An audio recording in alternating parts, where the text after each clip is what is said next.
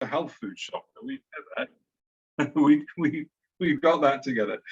Your biggest challenge yet, Nishith, is to please sum up the philosophy that drives your firm, your approach to clients, and also your heartfelt desire to invest in technology and make the world a better place. And if you can do that in 9 minutes, we'd be all very grateful.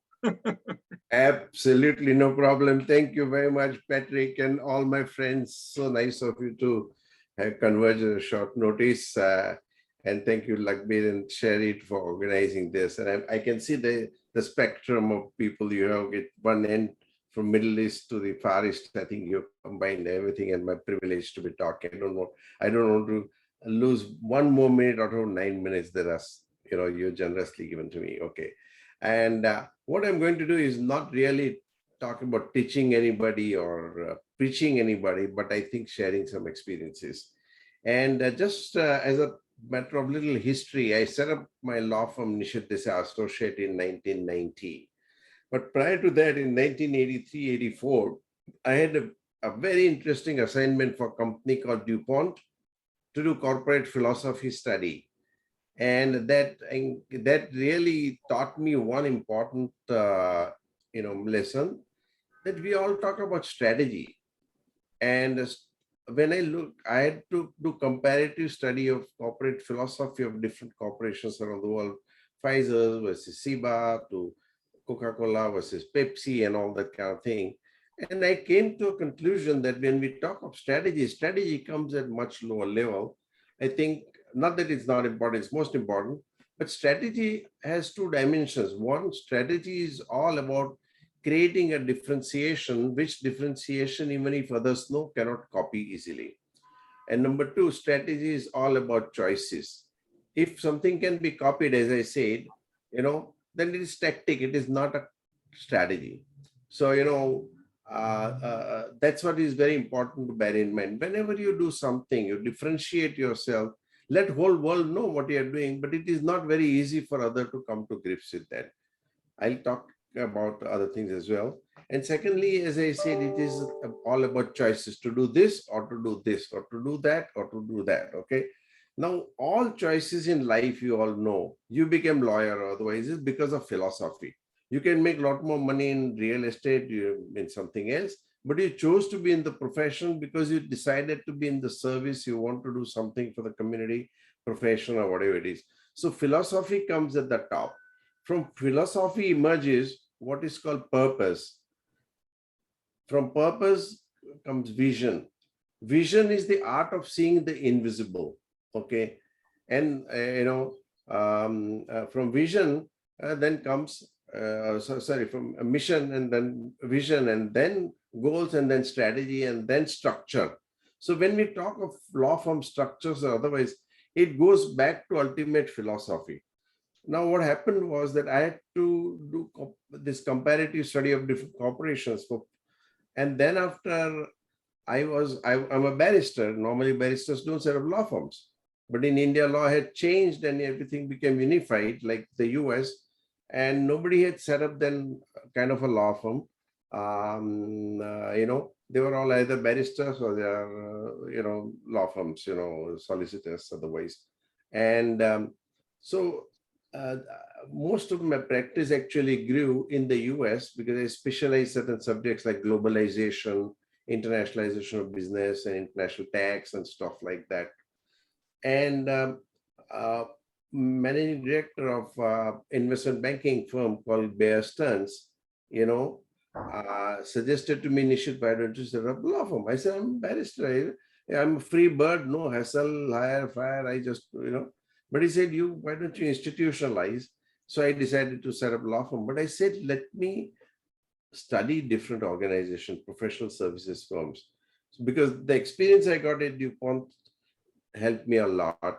And so I studied over 100 professional services organizations, including law firms, including accounting firms, including consulting firms. McKinsey helped us to build the firm. Even today, the managing director of McKinsey in India sits on our board of advisors as a law firm. No, but when after 4.5 years I studied, I was not in a hurry to set up the shop. And then when I decided, okay, I would like to do that, first thing happened was that I set up law firm and whom I'm competing. I'm competing with 100-year-old law firms, right? 200-year law firms. I'm single new kid in the block. How do you go about it? So after a lot of thinking, a philosophy came up that all these law firms are great. We have to respect them, very inspiring people. They can look back with pride 100 years, 200 years. I have no history. I'm a new kid in the block, right? So I said, if they can take pride in looking back 100 years, let me build firm based on future 100 years. So let me look forward. And then I'm complementary because this is a world where no longer only competition matters. Competition primarily brings stress on you. But now is an age of competition, cooperate and compete. So I said, if I could do something which is different and I can be complementary, so, we build in each other's strength, and particularly in profession is not like business where you are, it's a collaborative work. So I decided to focus on the future thing. But at the same time, I also thought contrarian a little bit. I said there was a craze to become bigger and bigger and bigger. Okay. Then I said, why should you that is not the only way. I'm not saying it's the right way or wrong way, but that's not the only way. So I said, let me become smaller and smaller, because sometimes you grow bigger and bigger and become more powerful. And sometimes you become smaller and smaller and smaller like an atom, which has more power than anybody else. You can blow up the whole world. You can become bigger and bigger like an elephant. Now, elephant versus the atom, who has bigger power, right? So, as I said, there is nothing absolute in this world. At every stage, every size of your firm, you can position yourself. It's not about size, it is about positioning a firm. And if you position right, you can create exponential value and be as powerful as anybody else in the space. So every stage is good. Every law firm, every organization has its own beauty. Look at your beauty. And if you don't look at it, then it's like looking in a mirror. Every time you look in a mirror, okay, oh, something is not right on my face. That is, you continuously find defects. It's important to find. But don't lose that you also have your own beauty. I don't know how much time I spent on this.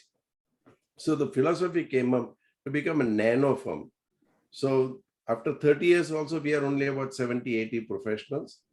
And one of my friends at Harvard Business School also told me that what is the best size of the firm where I can have personal relationship. They said the studies have shown about 100 or 150 professional is generally the maximum that would allow you to keep your culture and keep your, what do you call, friendship. Nishith, do you think you could talk a little bit also about clients and the view that you have related to 8 things that could possibly be the blue sky thinking? That is why, exactly. So I was coming to that. As I said, I began to therefore focus on future. And in the process, again, a philosophy came that every new technology, every new business model, every new social, political, or economic development brings along with it a new strategic, legal, tax, or ethical issue. So what I started doing was to look at next 3, 5, 10, 15, 20 years from now, even 30 years at times, and started looking at what new technologies will be coming in future, what new social, political, economic, developments will happen, and started doing a lot of research on visualizing the future legal tax issue, etc. And so when actual time comes, then I'm somewhat ready to meet those challenges. So that's how we began to build what is called super specialty. And super specialty gave us what is called very strong competitive advantage, because you are only one in the field at a point of time tsunami of technology comes, or you are only one or two. So pricing pressure, customer. So, we develop micro monopolies. I don't like to use monopoly in that sense, but I'm just talking that micro monopoly is the name of the game. How do you build that? I'll just finish at that because I know 10 minutes are getting over. But, we traditionally saw metric structure. On one side, you have skill set. Okay, all the skills which are generic, like corporate law, tax laws, intellectual property, litigation. These are generic skills which are very good. So in the past, we built our specialty is built on skill set. So let's say one vertical. But on the horizontal side, now the focus is on industry. So the industry focus. So we, for example, focus on financial services, TMT, and pharma healthcare. 80-90% of the work. So we don't try to go whole hog and become supermarket to do everything under the sun. And our clients are clear. And we found that our ability to say no to a client decides our ability to fees also. I read something somewhere that fee pressure is there. But if you are not too big and if you're highly specialized, you'll have more clients than what you want. This year, just as you are all friends, we could increase our fees by over 10%. And not a single client has left us. On the contrary, this will be one of the best years in the last 30 years. Okay.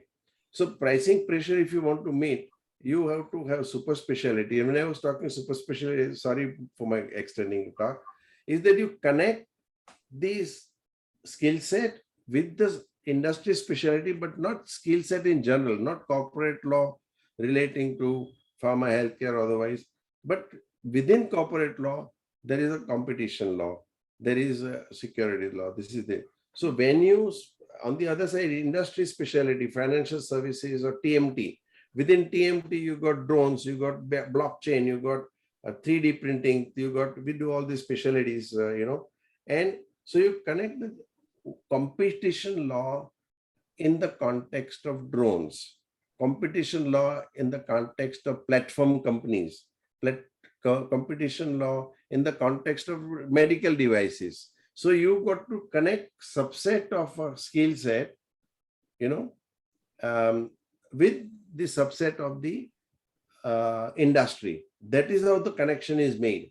So you have very super specialty in that. And as I mentioned, tax, international taxation of companies like Google or search companies or otherwise, and digital taxation and all that. So when you go into micro specialties, that will give you a space. Don't try to be too big. Don't try to be size obsessed. Whatever size, be happy with that. Build ourselves, and that is the short point I thought I will just. Yeah. No, actually, Nishith, I think you've made some fantastic points. And just to kind of give a quick conclusion so that we